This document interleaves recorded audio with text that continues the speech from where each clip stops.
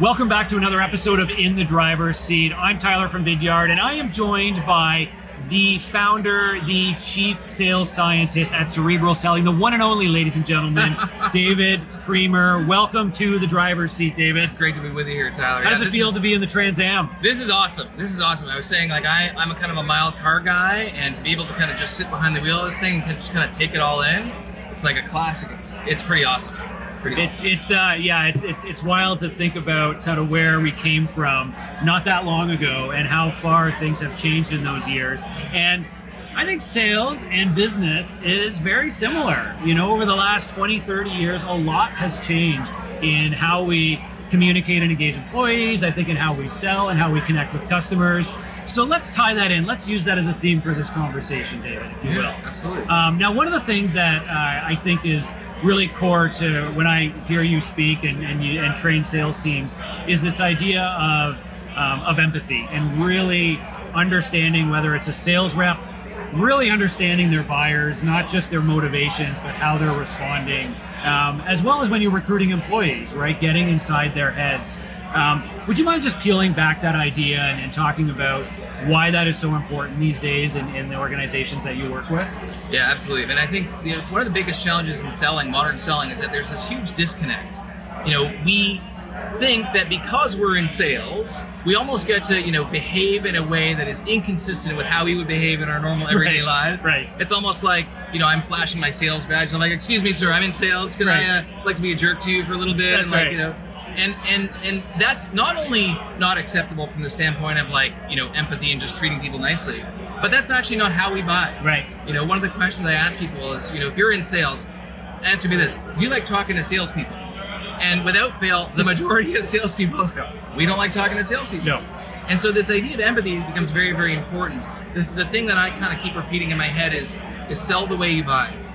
Sell the way you buy. And so in order to connect with modern buyers, there can't be this dichotomy of salespeople do this and then buyers do that. We have to put ourselves in the position of our buyers, both the good and the bad, because as buyers, we can be rude, we can procrastinate, we can do all sorts of things, and sell to people the way you would want to be or need to be sold to. Right.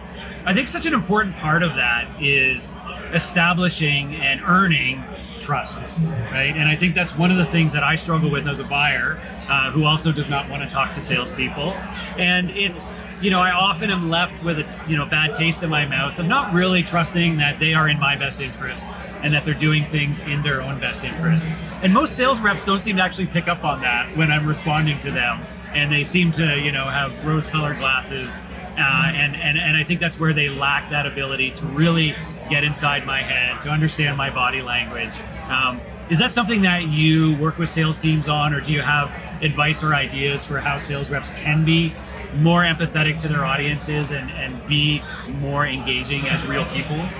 Yeah, absolutely. I think back to kind of this idea of like sell the way you buy. The easiest way to think about it is don't use tactics that wouldn't work on you. And oftentimes as a sales leader, I would have my reps be coming to me and saying, hey, David, I'm trying to work with this customer. They've gone dark, or we just got off a call. I want to do some great follow-up.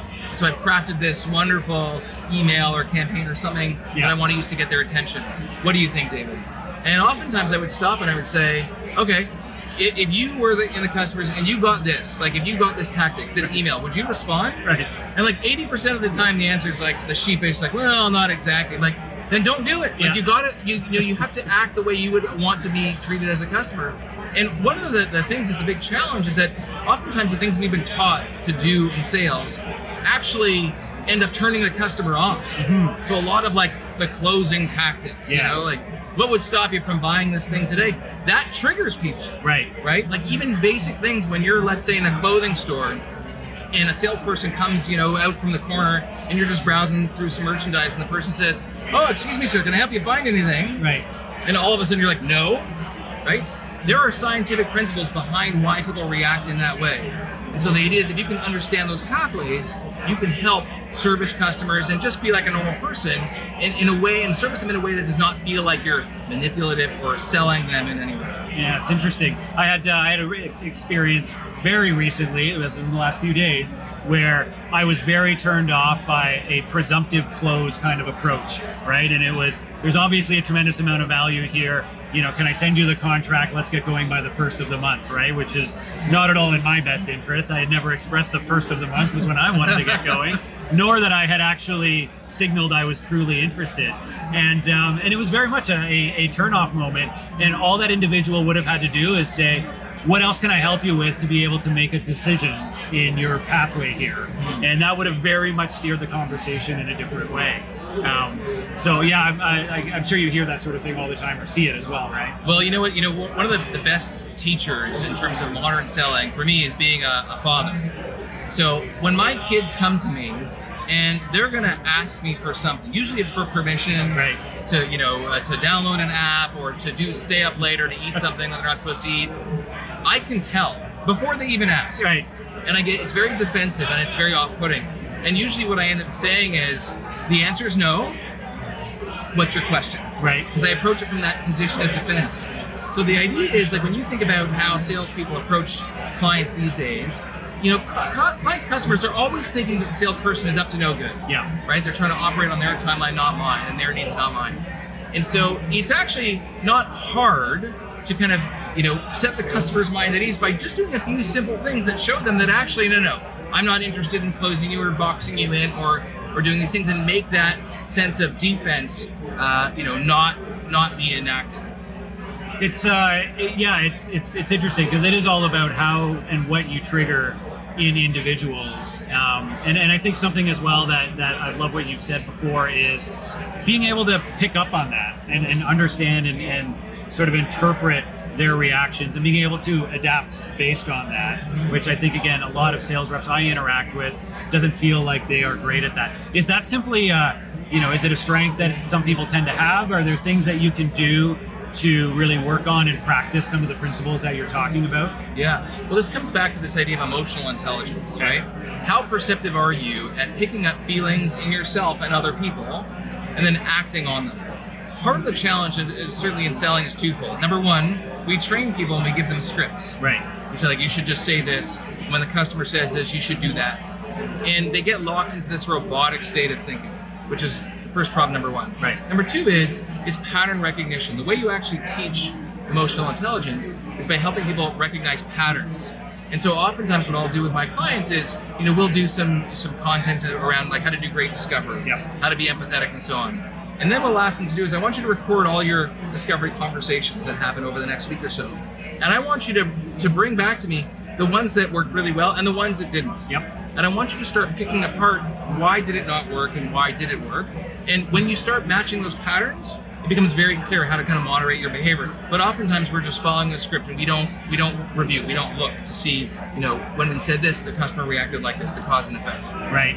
Yeah, if it didn't go the way you wanted to, it's because of the customer, not because of you. All their faults. But which is a dangerous trap to fall into.